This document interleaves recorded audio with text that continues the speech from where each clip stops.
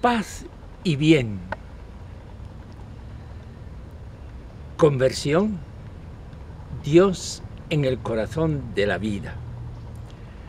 Homilía para el tercer domingo de Cuaresma en el ciclo C, leyendo el Evangelio de San Lucas en el capítulo 13, versículos 1 al 9. Escuchemos primero, hermanos, en directo el texto evangélico.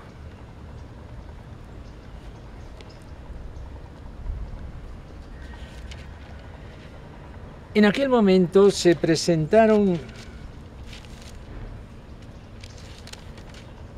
algunos a contar a Jesús lo de los galileos, cuya sangre había mezclado Pilato con la de los sacrificios que ofrecían.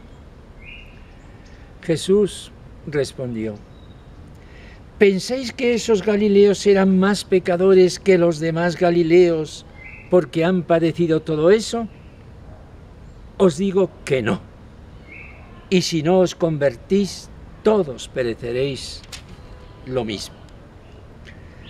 O aquellos 18 sobre los que cayó la torre en Siloé y los mató, ¿pensáis que eran más culpables que los demás habitantes de Jerusalén? Os digo que no. Y si no os convertís, todos pereceréis del mismo modo. Y les dijo esta parábola: uno tenía una higuera plantada en su viña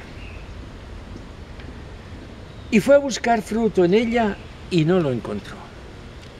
Dijo entonces al viñador: ya ves, 3 años llevo viniendo a buscar fruto en esta higuera y no lo encuentro. Córtala. ¿Para qué va a perjudicar el terreno? Pero el viñador respondió: Señor, déjala todavía este año y mientras tanto yo cavaré alrededor y le echaré estiércol. A ver si da fruto en adelante. Si no, la puedes cortar.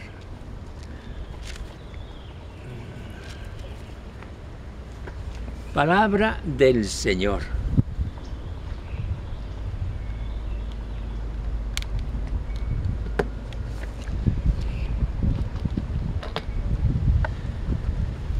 Hermanos, hemos llegado al tercer domingo de Cuaresma, tercera etapa de este itinerario que son 6 semanas. La sexta, la Semana Santa, que queda coronada con el triduo pascual de la muerte y resurrección del Señor. El domingo de resurrección este año cae tempranamente porque es el 31 de marzo. Tercera semana después de haber compartido en la primera la oración y el desierto de Jesús, en la segunda la oración y la transfiguración de Jesús en un monte alto, tradicionalmente identificado como el Monte Tabor. La tercera, la cuarta y la quinta semana nos brinda la liturgia unos grandes temas de reflexión sobre puntos centrales de la vida cristiana, hoy la conversión. En estas semanas vamos también recorriendo la historia de Dios en el Antiguo Testamento. La primera, Adán, segunda, Abraham, y la tercera, donde estamos, Moisés. Tercera semana que la Iglesia la está viviendo en esta circunstancia peculiar de la sede vacante. Tiempo de oración y de discernimiento para la elección de quien haya de ser el sucesor de San Pedro. El nuevo sucesor de Pedro, que será elegido en el cónclave, cuya fecha indica el decano del Colegio Apostólico, se decidirá colegialmente cuando hayan llegado ya a Roma todos los cardenales electores, a partir del lunes de la próxima semana. Todos los cristianos estamos invitados a orar a Dios, nuestro Padre, con plena confianza. La oración de los humildes, dice la Sagrada Escritura, atraviesa las nubes y llega a Dios. Vengamos pues directamente al Evangelio que acabamos de escuchar. Y abramos el corazón para experimentar cómo Dios llega hasta mí a través de estas palabras. Una peculiaridad única de este pasaje transmitido por San Lucas y no por los otros es que Jesús, con sus palabras, comenta dos episodios de la crónica de aquel tiempo, sucesos de los cuales está hablando la gente. Una matanza de judíos que ordenó el procurador Poncio Pilato y una desgracia de un edificio que se ha desplomado y ha matado a 18 personas. No sabemos, ni por los textos del Antiguo Testamento, ni tampoco por los historiadores judíos o romanos, cuáles fueron en concreto estos dos episodios. Este triste episodio del final de los Galileos, ni cuántos fueron. Lo que sí sabemos por las fuentes judías es que Pilato, el procurador romano, fue muy sanguinario. Jesús, que se sentía galileo por haber vivido en Nazaret, podía sentir el hervor de la sangre y salir a la defensa de aquellas víctimas, gentes de su propia tierra. Jesús no hace esta consideración patriótica. Ese mismo Pilato un día dará sentencia de muerte a Jesús. Jesús reflexiona de otro modo. Una muerte es una condena de parte de alguien, es una exclusión. Pero, ¿pensáis que esos galileos eran más pecadores que los demás galileos por haber padecido esto? La forma de preguntar incluye la respuesta, que Jesús la saca a flote. Os digo que no. Y si no os convertís, todos pereceréis lo mismo. Sin conversión, todos sois reos de muerte, está diciendo Jesús. Aquellos que lo escuchan, que seguramente la mayoría eran de galileos. Otro caso, no diremos de la prensa diaria, porque entonces no existía, evidentemente, la prensa, sino de la crónica y del comentario. Se había derrumbado una torre en Siloé, que no sabemos de qué se trataba, probablemente algún torreón adherido a la muralla de Jerusalén, junto a la piscina de Siloé, y había matado, tristemente, a 18 personas. Castigo de Dios. ¡Ay, si le escogió la muerte en pecado mortal! No es esa la reflexión que hace Jesús. Como predicador de Dios, como anunciador de la presencia de Dios en la vida, dice y proclama: ¿y pensáis que los demás habitantes de Jerusalén eran menos culpables? Si no os convertís, todos pereceréis de la misma manera. ¿Qué están diciendo estas palabras de Jesús?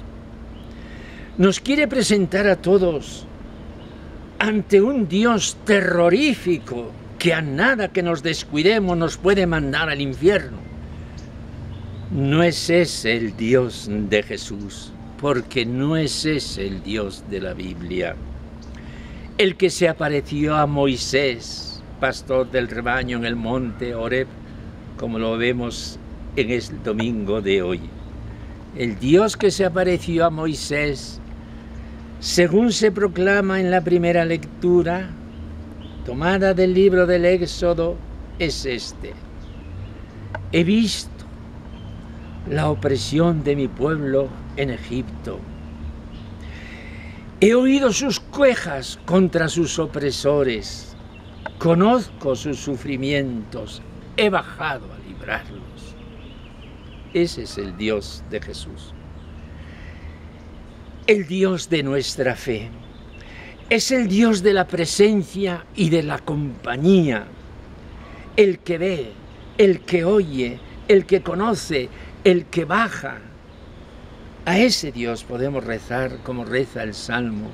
Oh Dios, tú eres mi Dios, por ti madrugo, mi alma tiene ansia de ti. Ese es el Dios de las Santas Escrituras. El Dios de la historia de la salvación. El Dios que si no fuera compañía del hombre, lo tendríamos que echar fuera, porque ese no sería nuestro Dios.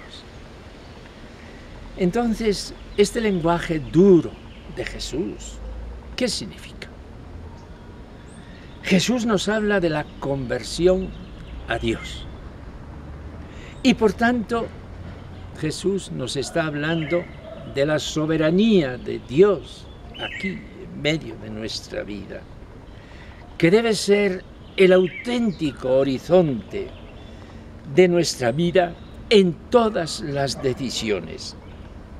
¿Dios estaba en la muerte de aquellos galileos asesinados por Pilato? Sí, Dios estaba allí. Dios no lo aprobaba, pero Dios nos estaba diciendo que todos los seres humanos estamos bajo su soberanía y que tendremos que dar cuenta a Él de nuestros actos.